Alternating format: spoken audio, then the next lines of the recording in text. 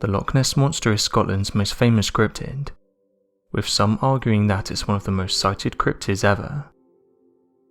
The first mention of a submerged waterbeast residing within Loch Ness comes from ancient carvings. These were made by the Pictish people native to the region, and they are dated to have been created as early as 500 AD. Many researchers that have looked into the Loch Ness Monster have claimed the waterbeast carving to be a mention of Nessie. However, images of the waterbeast do not seem to match expected designs of Nessie, and so it's uncertain whether or not this is a reference to the creature.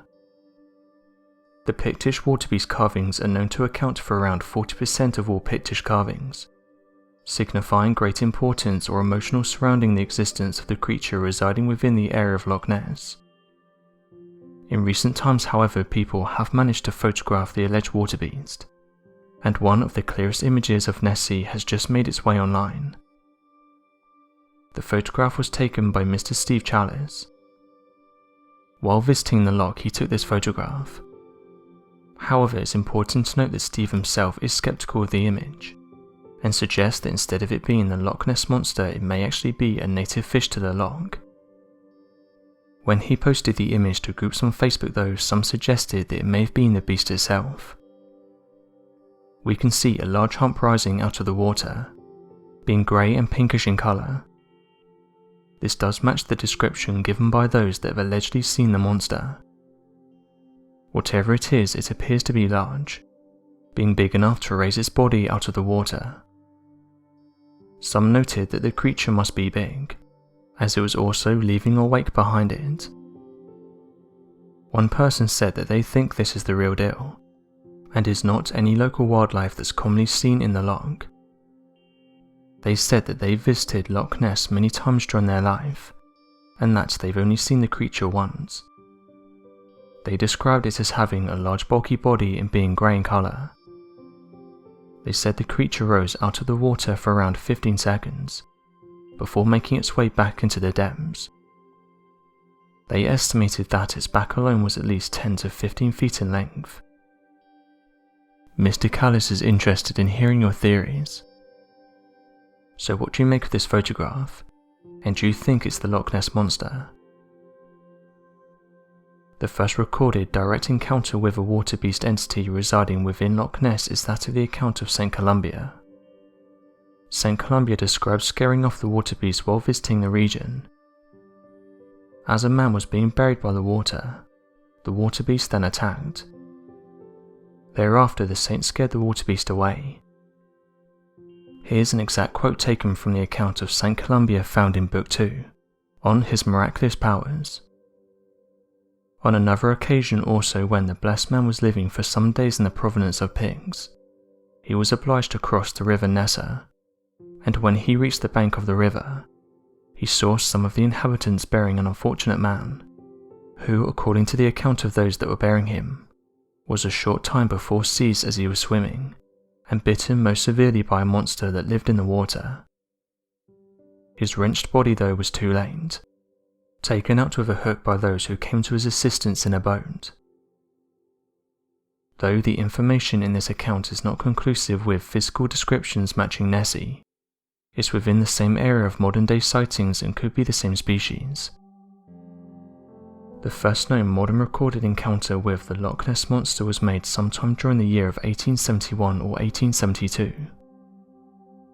Unfortunately, the exact year and date is unknown, and this is due to unreliable information, but 100% certainty can be placed that the event happened as early as the beginning of October 1871, and as late as the end of October 1872. The event was reported by a man only known as Mr. D. Mackenzie. Mr. D. Mackenzie didn't make his report of the creature until March 26, 1934, and so the written letter was not included in any formal investigations made at a later date by Rupert Gold. Mr. D. Mackenzie's written letter to Mr. Rupert Gold is as follows. I saw it about 1871 or 2, as near as I can remember.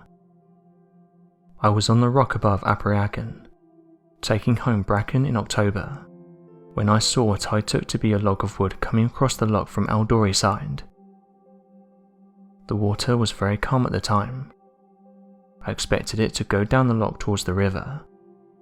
When it reached the middle of the loch, however, it suddenly came to life, and it seemed to me to look exactly like an upturned boat, and went at great speed, wriggling and churning up the water.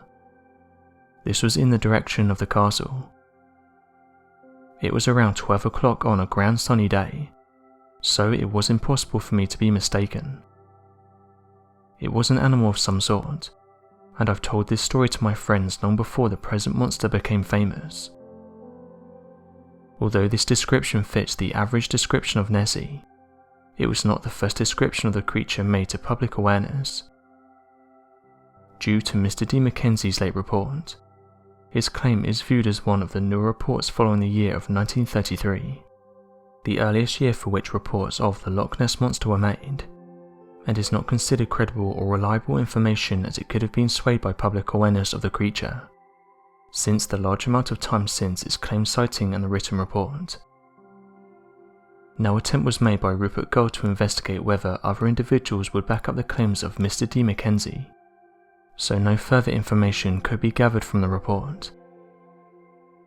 The first recorded report made of the existence of the Loch Ness Monster that propelled the creature into popularity and mainstream news comes from a man known as George Spicer, of whom claimed to have encountered Nessie on the 22nd of July 1933. George Spicer claimed that he was driving home, along the east side of Loch Ness between Dawes and Foyles Hotel. He saw a creature described as having a long neck, a large body, a high back, no feet of any kind except web flippers, no tail, and was carrying in its mouth a small lamb or animal of some kind. Below's the letter he wrote detailing his encounter. 10 Temple Gardens, Golden Green, NW1 11, 31st of July 1933. Dear Sir, I've just returned from a motoring holiday in Scotland, and I'm writing to inform you that on Saturday afternoon, 22nd of July last, whilst travelling along the east side of Loch Ness between Dawes and Foyles Hotel, I saw the nearest approach to a dragon or prehistoric animal that I've ever seen in my life. It crossed my road around 50 yards in front, and appeared to be carrying a small lamb or animal of some kind. It seemed to have had a long neck, which moved up and down in the manner of a scenic railway, and the body was fairly big with a high back, but if there were any feet they must have been of the web kind. As for a tail, I cannot say, as it moved so rapidly, and when we got to the spot it probably disappeared into the loch. Length from 6 to 8 feet and very ugly. I'm wondering if you can give me any information about it, and I'm enclosing a stamped addressed envelope. Anticipating your kind reply. Whatever it is, and it may be a land or water animal, I think it should be destroyed, as I'm not sure whether I'd been close to it should I have cared to have tackled it. It's difficult to give a better description, as it moved so swiftly and the whole thing was so sudden. George Spicer would later provide a personal interview to the Daily Sketch about his encounter, and provide additional details to clarify his encounter. A transcript of the interview is as follows. It was on July 22nd. Mr. Spicer told Daily Sketch last night. Around 4 o'clock in the afternoon I was motoring with my wife, around midway between Dawes and Foyles. This was on the loch side when my wife said, "What on earth is that?" I was looking ahead, and as my wife spoke I observed the most extraordinary form of animal move across the road. I am willing to take any oath. I am willing to make any affidavit, and so is my wife that we saw this Loch Ness beast. It seems futile to describe it because it's nothing like I've ever read about or seen. It was terrible. Its colour, so far as the body is concerned, could only be called a dark elephant grey.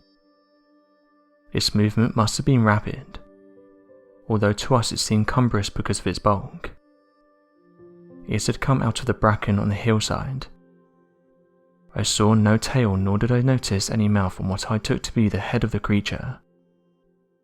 On the other hand, my wife drew my attention to something on the back of the monster that looked like a deer, but if that were so, it would suggest that the creature's mouth was somewhere around the bulk of its body. I was travelling at around 20 miles an hour, and in my excitement accelerated. But although the creature couldn't have been more than 200 yards ahead, it vanished before we reached the spot. It may seem strange that I heard no splash as the animal took to the water. It must have done so, for when I reached the part of the road it had crossed, there was no sign of it. My wife and I looked at each other in amazement. It had been a loathsome sight. To see the arched neck of the creature, each arch as high as its body, straggled across was something which still haunts us. We continued on our way. We met a roadman, and when I told him I'd seen the monster, he was astounded. Not frightened, just incredulous. When we reached Foyers, I again told of what we'd just seen, only to be laughed at. I also reported the affair to certain scientific bodies, all of whom seemed to have been incredulous. But I believe that one expert is interested in keeping a watch on Loch Ness. It was after this report and interview that the Loch Ness Monster came into mainstream popularity. Soon thereafter, other reports would come in of others claiming to have seen a creature, but were too scared to have come forward as they might come across as crazy or unreliable. The first reliable sketch made of Nessie was made by a man known as Arthur Grant, of whom sketched the creature after experiencing a personal sighting. This sighting occurred on the 5th of January in 1934. Arthur Grant claimed to have made the sighting as he'd been riding his motorcycle nearby the area, along the road on his way home at around 1 AM. He claimed to have hit a large creature that he undoubtedly believed looked strikingly similar to that of a small plesiosaur creature. Arthur Grant, who was 21 years old at the time, was a studying young veterinarian student, and so this immediately gave his story more credibility. He then sketched the creature, of which has now become the iconic symbol of the Loch Ness Monster, with plesiosaur-like features. Prior to this sketch, many had assumed the Loch Ness Monster to have more closely resembled a massive eel, given the testimony of George Spicer. If the Arthur Grant story is entirely fictitious, the eel hypothesis might prove to be the prevailing shape of Nessie. So what do you make of the Loch Ness Monster? Do you think it's a genuine creature? And if not, what do you think people are witnessing? Be sure to let us know your thoughts in the comment section below, and help us by growing this community while working to solve these unexplained mysteries. Thank you for watching, and don't forget to subscribe for more videos.